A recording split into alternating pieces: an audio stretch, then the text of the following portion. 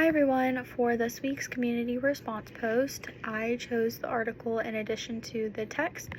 that was titled Dangerous Presumptions. This article focused on gender ideology, and the impacts that it can play on education and how gender roles can affect education when you allow them to play a big factor in the curriculum in which you're teaching. So to start with, the reason that there is such a big focus is because there are so many different cultures that come into play when considering education and considering a curriculum. So culture describes the different backgrounds and traditions that come from groups of people. So whether that is their ethnicity, their religion, or even their community, culture really affects the way that they act and they think, and it's almost who they are as an individual and how they got to be who they are through their different backgrounds, through media. It really just describes who they are to their core and what their belief systems are. Socialization, however, is a little bit different. It is how we interact with others and the influence that socialization can have. It can come from one's culture, but really it just comes with interacting with others and learning from other people, which can also play a big impact on education as well. Specifically, when looking into culture can affect not just students but also teachers as well. So one teacher might have a different perspective based off of their culture than another teacher, and then they're also going to be catering to a classroom of widely different perspectives with widely different cultures that they want to make sure that they're taking account for as well. And socialization can play a big impact in that because that's how they're going to be interacting with those students and other teachers to make sure that it's a positive and collaborative work environment. So for intersectionality, I prior to this module didn't really know what that meant or understand it. However, it kind of takes the ideas of culture and socialization, but it dives a little bit deeper. It describes how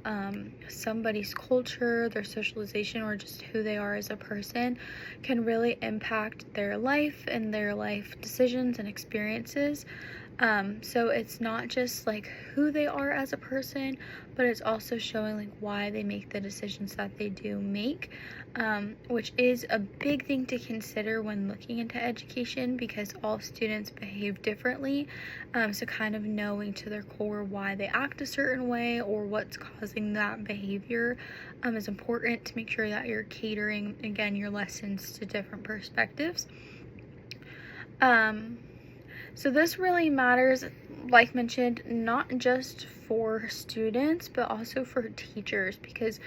of course, when teaching, you want to make sure that you're on the same page with your fellow peers and you play a big impact in the content that students are learning. So you want to make sure that you're taking into consideration all different perspectives. If you're just teaching from your culture and your belief systems and the life decisions that you made, you're not taking into consideration that there may be something that was missing, or possibly something different that you could add that could really benefit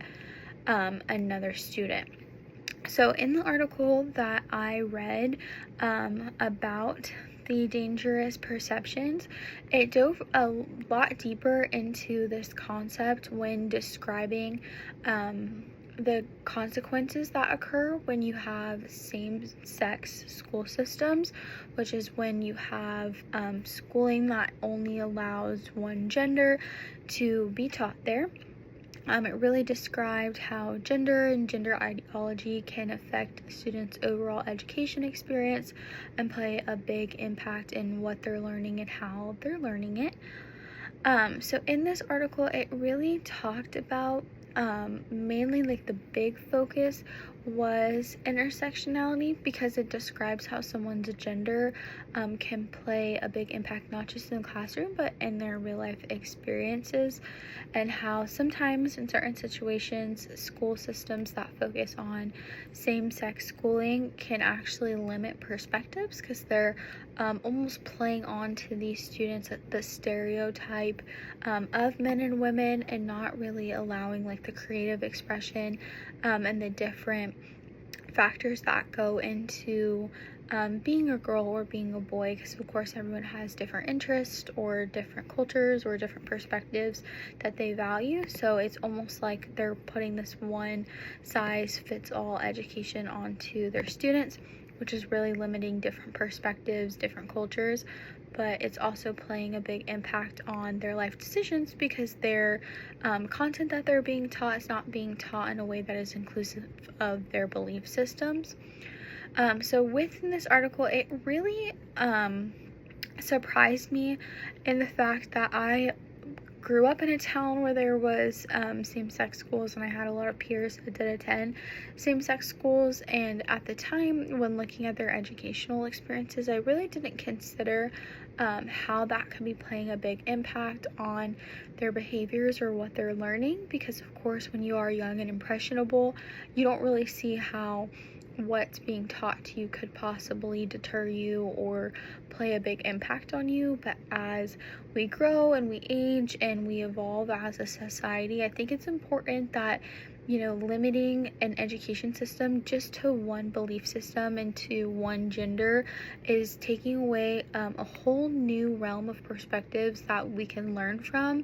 I attended a school where it was a co-ed school, so I learned a lot from my peers and people who had different perspectives from me, different genders, different religions, and without that experience, I think I would have a very limited perspective on how the world operates and what values are important and how to treat other people.